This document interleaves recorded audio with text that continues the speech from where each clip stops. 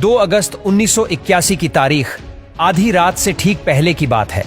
खराब मौसम और कुछ कंफ्यूजन के चलते जहाज भटक गया और सुबह पता चला कि जहाज एक शैवाल की चट्टान से टकराया है। सूखी जमीन देखकर जहाज के कैप्टन को हिम्मत मिली और साथ ही सामने एक बड़ा सा टापू था जिसमें मीलों लंबा बीच था और जहाज टापू से नजदीक था। लेकिन समुद्र में काफी हलचल थी, इसलिए लाइफ बोट को उतारना काफी मुश्किल हो रहा था क्योंकि जहाज के डूबने जैसा कोई खतरा नहीं था। इसलिए कप्तान ने फैसला किया कि जहाज पर ही रुककर किसी की मदद का इंतजार करेंगे। धीरे धीरे कुछ दिन गुजर जाते हैं।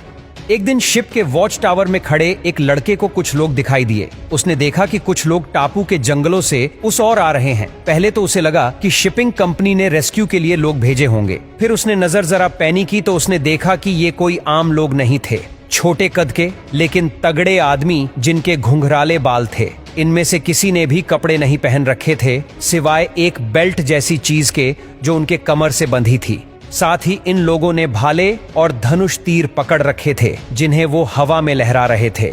और उसी वक्त वहां से कोसों दूर हांगकांग में रीजेंट शिपिंग कंपनी के ऑफिस में फोन की घंटी बजी और फोन उठा। फिर सामने से प्रिमरोज के कप्तान की कांपती हुई आवाज आई कि हमें बचा लो, यहाँ हमारे ऊपर 50 के आसपास जंगली लोग लकड़ी की नाव से जहाज पर हमला करने आ रहे हैं।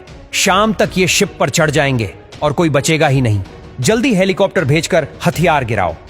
इस बातचीत से ऐसा लग रहा था मानो 18वीं सदी का कोल 20वीं को आ गया हो। लेकिन इसका कारण भी था। जिस टापू के किनारे प्रिमरोज रुका था उस टापू पर सदियां कभी बीती ही नहीं थी। और फिर ये कोल आते ही कंपनी की ऑफिस में हंगामा मच गया। बात हांगकांग सरकार तक पहुंची। एक सरकारी दफ्तर के इंसान ने कहा कि लगता है प्रिमरोज का कप्तान पागल हो गया है। अगले दिन प्रेस में खबर छपी कि इस द्वीप के लोग आदमखोर है, यहाँ पर इंसान को मार कर खा जाते हैं। और इधर शिप पर हालत खराब थी। एक फ्लेयर गन, कुछ पाइप, जिसको जो मिला पकड़ कर ले आया। इनका इस्तेमाल कर 24 घंटे तक ये लोग खुद की रक्षा करते रहे। और सामने टापू के लोग शिप पर तीर चला रहे थे, लेकिन तेज हवा के चलते तीर जहाज तक नहीं पहुंच रहे थे। ऊपर से शिप की ऊंचाई के चलते कोई चढ़ भी नहीं पाया।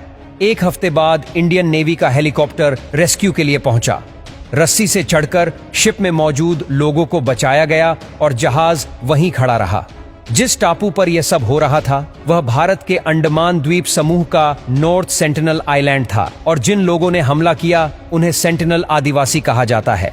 भारत का यह वो इलाका है जिसका 60,000 सालों से इस सभ्यता से पाला नहीं पड़ा है। यहाँ ना कोई जा सकता है ना इन लोगों से मिल सकता है। ये लोग आग जलाना नहीं जानते बल्कि बिजली गिरने पर चिंगारी को संभाल कर रखते हैं और उसी से काम चलाते हैं। ये लोग खेती नहीं करते बल्कि आदि मानव की तरह शिकार और खाना इकट्ठा करते हैं। सरकार की तरफ से यहाँ जाने पर पाबंदी है और यह लोग भी नहीं चाहते कि इनसे कांटेक्ट किया जाए।